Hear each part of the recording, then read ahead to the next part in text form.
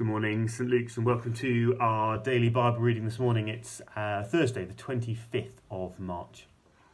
Louise and I watched a programme over the weekend about the US college admission scandal. In short, it's where relatively wealthy parents were making large donations to colleges via a suitably connected middleman who'd obviously get a cut of that donation. And then in turn, their child's application would be passed to a friendly sports coach, shall we say. And the end result was the child would get a place at the college of their choosing through a position on the sports roster. And this would be despite not meeting any particularly great academic standards or indeed having the requisite sporting ability in the field that they had applied for. Now, quite rightly, when we hear about such incidents, and let's be honest, there are many other equivalents in the world, there is a sense of outcry within us.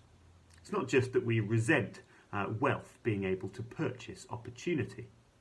Remember from yesterday's passage, Jesus had warned about the dangers of wealth. Spiritually, it prohibits humility, and so coming to Jesus in order to be saved. But also, such a story as the one I've said at the beginning, it upsets our internal moral compass. That admission to college or to the job market or to many other things should actually be based on hard work and achievement. What we believe is that effort and ability should be what matters most. Now, in Jesus' parable in Matthew chapter 20, verses 1 to 16, it's got the subtitle, The Parable of the Workers in the Vineyard. As you read it through, you will find it is a direct affront to our meritocratic ideals. In our hearts, I know that we do support the idea that people should have enough to support themselves and those closest to them, and also should have opportunities. But also, we want to see a world where those who work harder or work longer get more. In the parable, there are 5 sets of workers. They've appeared in the marketplace, and that would be the place of gathering for those that were seeking employment. They've appeared there at different times in the day. So clearly those that have appeared early in the day are eager and willing to work. Let's put them there at 6 a.m. And they agree to work for the standard rate of 1 denarii. The landowner comes back at 9 o'clock, 12 o'clock, 3 o'clock, and even at 5 in the afternoon, just an hour before knocking off time, and he offers work to more and more men that are gathered there. Those that are there at the 11th hour might rightly have said during the course of the day that no one has hired them, but equally they clearly weren't there any earlier, otherwise they would have gone to the vineyard with one of the earlier groups. Hardly models a determined mindset amongst those later groups, does it?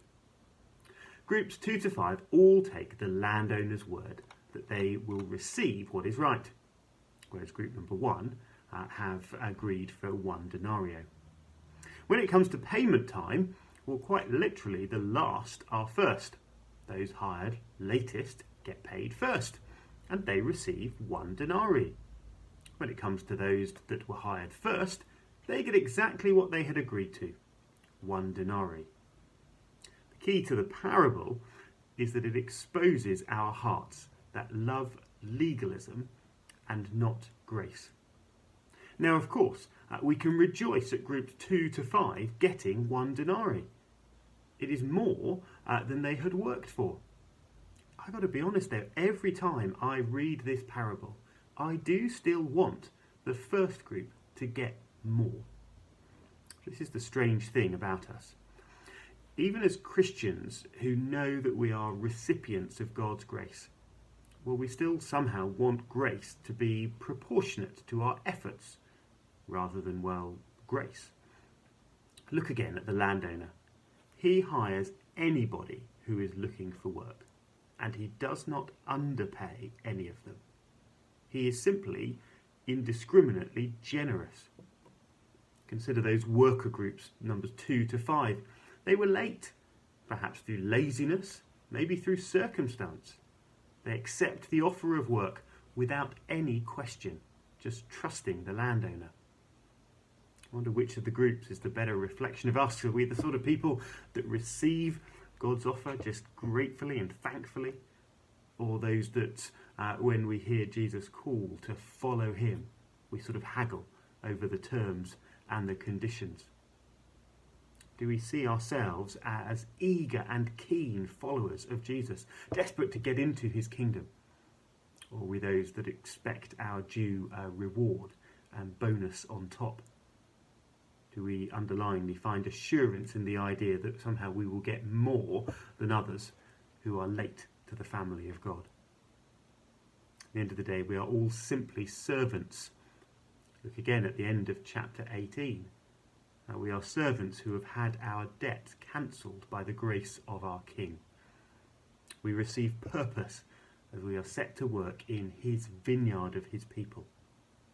We receive direction for our lives, whereas once we were lost in the marketplace. What a gracious landowner who ushers in more and more to this same forgiveness and purposeful life under his grace. We need to beware and watch over our hearts that resent the generosity of God and so diminish his grace to all that would respond. Let me pray for us this morning.